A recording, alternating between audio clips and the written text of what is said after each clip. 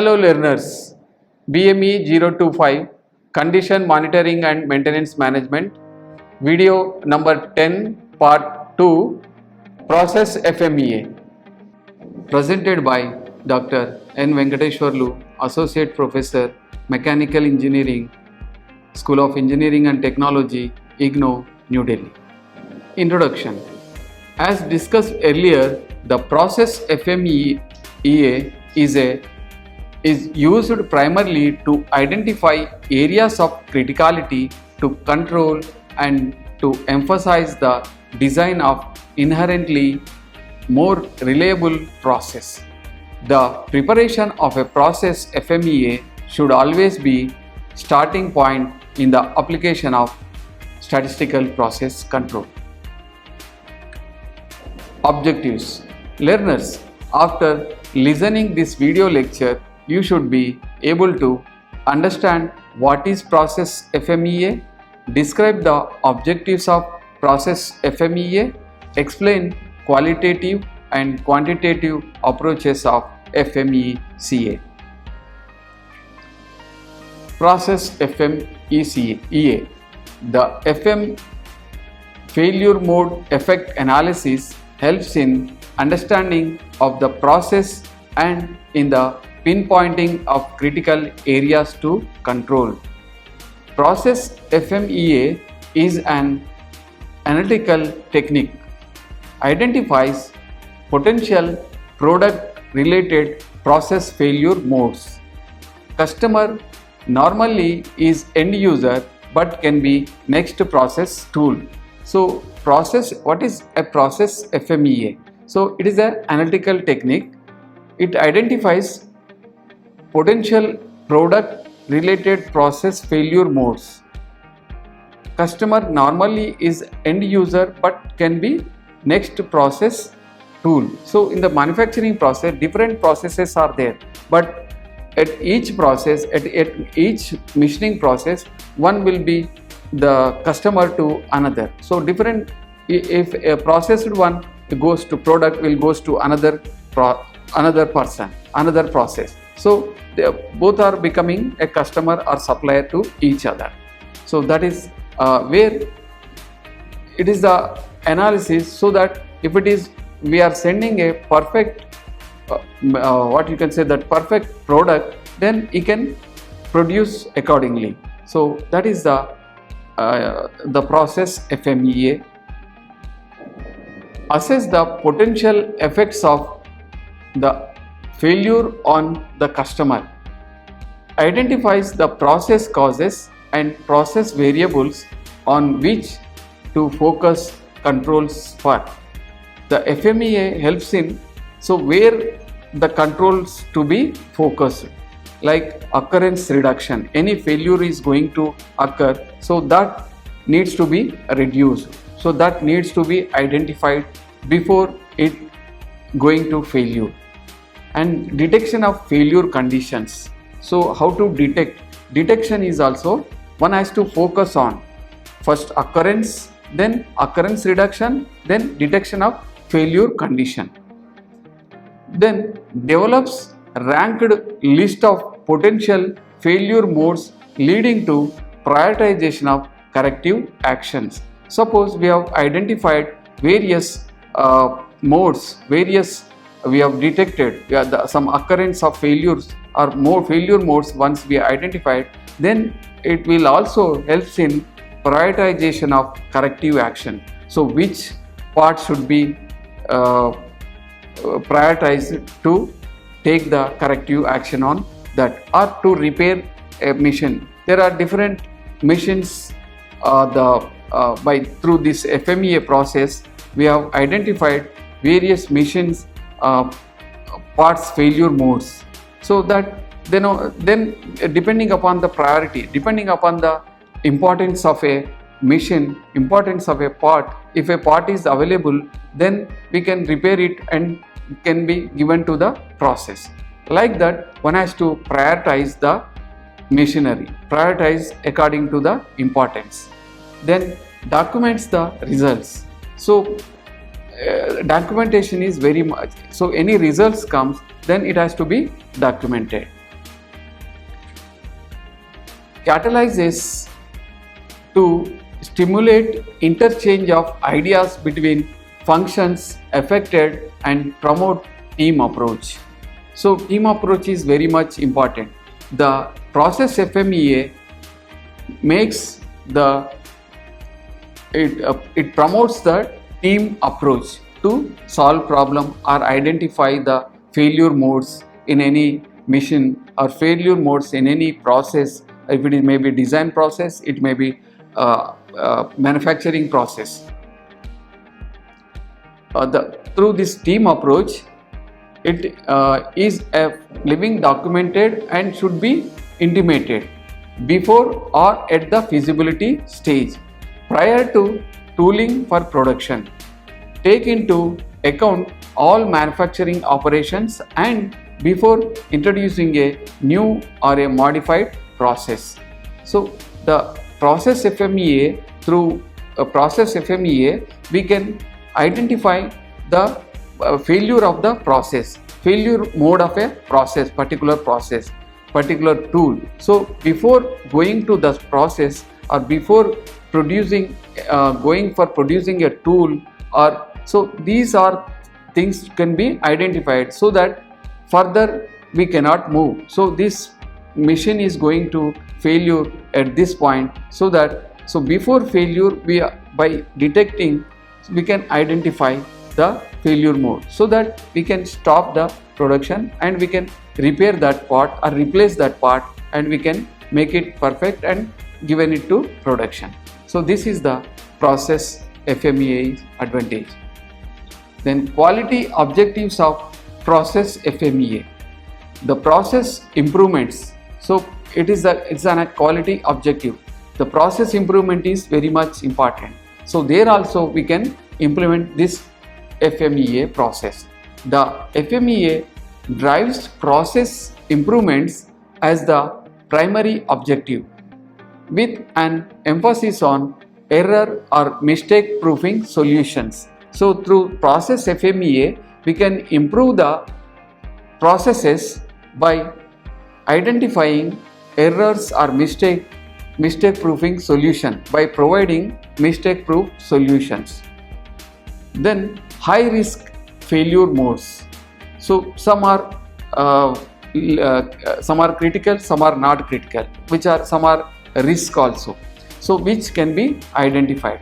The FMEA addresses all high risk failure modes as identified by FMEA team with executable action plans. All other failure modes are considered. So through this high risk failure modes, we can identify where the more risk is there, which failure mode is very high risk. So such type of things we can identify through this FMEA process FMEA. Control plans. Then once a failure is going to occur, what control measures we have to do? What the control plans? The pre-launch and production control plans consider the failure modes from the process FMEA. Integration. The FMEA is a integrated and consistent within the process flow diagram and the process control plan. The process FMEA considers the design FMEA if available as part of its analysis. Lessons learned. The FMEA considers all major lessons learned such as warranty, complaints, non-conforming product, customer complaints is input to failure mode identification. So much of data we can identify. So which will be input for the failure mode identification. Then special or key characteristics. The FMEA identifies appropriate key characteristics candidate as input to the key characteristics selection process. Timing.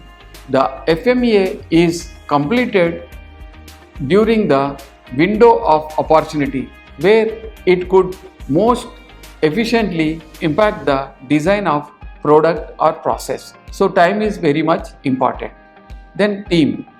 The right people participate as part of the FMEA team throughout the analysis and are adequately trained in FMEA methods. A facilitator should be used if required. So team should have the training, they should have undergone a training process, they should know about the FMEA so that they can be able to conduct a correct FMEA process so that the problems can be solved, the failure modes can be identified and the control measures can be implemented. Then documentation. The FMEA document is completely filled out by the book, including action taken and new RPN values. So documentation is very much important. The qualitative approach of FMECA. This approach should be used when specific failure rate data is not available. Failure modes identified by the FMECA process are assessed by their probability of occurrence. To establish qualitative measures of occurrence, severity and detection criteria must be established that subjectively relative to the overall effect on the process or process performance. Examples are offered in table 9.3, 9.4 and 9.5 to serve as guides in establishing qualitative measures. The product of measures of occurrence, severity and detection is called as risk priority number. So these tables can be discussed later, and you can also, while reading the lesson, you can observe these tables so that you can able to understand the severity, detection and occurrences. The quantitative approach to FMECA. This method outlined in Military Standard 1629 is the quantitative approach used for the FMECA process. Table 9.3 is the worksheet used for this method. The failure mode and criticality number CM is the portion of the criticality number for the item due to a particular failure mode. This criticality number for the item due to a particular failure mode, this criticality number replaces the RPN number used in the qualitative method described in the previous section. The criticality number CM for a failure mode is determined by the expression. The equation is the CM is equal to B into A LP into T, where B is conditional probability of loss of function, A failure mode ratio, LP is equal to part failure rate, then T is the duration of operating time, duration or operating time. The B value represents the analyst judgment as to the conditional probability that the loss will occur and should be quantified in general occurrence with table 9.6. The failure mode ratio A is the probability that the part or item will fail. If all potential failure modes of a particular part or item are listed, the sum of A value for that part or item will equal 1. Individual failure mode multipliers may be derived from failure rate source data or from test and operational data. If failure mode data are not available, the values should represent the analyst judgment based on analysis of the item's function. Part failure rates, that is LP, are derived from appropriate reliability prediction methods using mean time between failure MTBF data or possibly other data obtained from handbooks or reference material. Manufacturers often supply failure data. However, it is important that the environment the item will be subjected to is similar to the environment the manufacturer used when obtaining the failure data. The operating time T is usually expressed in hours or the number of operating cycles of the item being analyzed. The A and B values are often subjective, thus making the supposed quantitative method somewhat qualitative. All things considered, it is generally understood that the FMECA process is a qualitative method of analysis. Learners, the table 9.3 explains about the occurrence probabilities.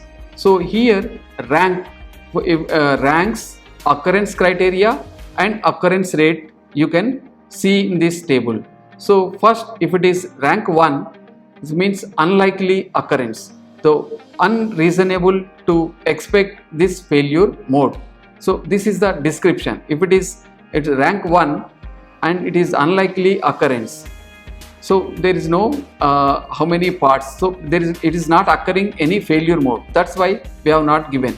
So if it is isolate, the rank is 2 based on similar designs having low number of failures, where here it shows occurrence rate is 1 for every 10,000 parts.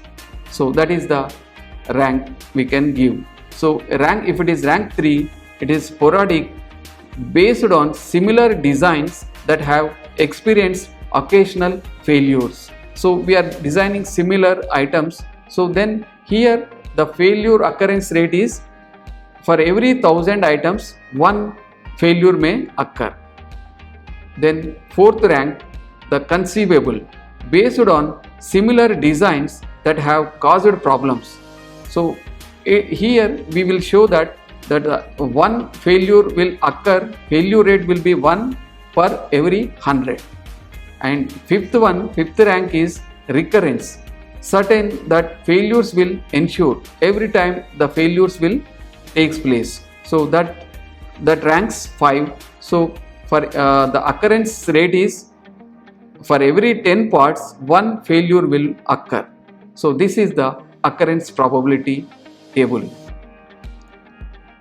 Table 9.4, severity probabilities. Here we have to find out the severity. So what are those probabilities? If it is rank 1, the severity criteria is minor, no noticeable effect, unable to realize that a failure has occurred. So here it is a minor one, so it's ranks 1. The probability is maybe between 0 to 0.2, and if ranks 2, then it is a marginal, annoying, no system degradation. There is no any degradation. We are finding here severity of the failure. So that is the probability is 0.2 to 0.4. If the rank 3 will be given for the moderate severity, that is causing dissatisfaction, some system degradation. So some dissatisfaction will be there. So what is that probability? Probability of occurrence is, the probability of severity is 0.4 to 0.6. And then the critical, if it is critical, the rank will be 4 and the probability will be 0.6 to 0.8. So the description is causing a high degree of dissatisfaction, loss of system function. And then in the fifth one, if it is ranks fifth one, that probability will be 0.8 to 1. So the description is a failure which may cause death or injury or extended repair outage. So if it is rank 5, then it is a catastrophic severity criteria, and the loss will be more or injury may takes place. So that probability is 0.8 to 1. Then 9.5 detection probability. So detection means finding the failure. It may occur in that particular part or particular mission or particular process. So that is the detection criteria are high, very high, moderate, low and remote. So if it is high, the rank will be 1 and the probability will be 0.8 to 1.0. Here the description is very high probability of detecting the failure before it occur, almost always preceded by a warning. So if we identify the occurrence of probability is very high, the failure of a particular mission, then we can give the warning so that mission is going to fail, so that one can rectify. So that is the advantage of detection criteria. Then the probability of occurrence is high, then it will be ranked as 2. Then the probability is from 0.6 to 0.8. The description is high probability of detecting the failure before it occurs, preceded by a warning most of the time. So most of the time warning will be given for the production people, or about that mission one can give the information. Then next comes to moderate. If it is means the rank is 3, the probability of detection will be 0.4 to 0.6. Then description is moderate probability of detecting the failure before it occurrence. So moderate probability, about 50% chance of getting a warning. So here what happens, so the detection is going to occur, but you won't get the warning. So only 50% chance is there.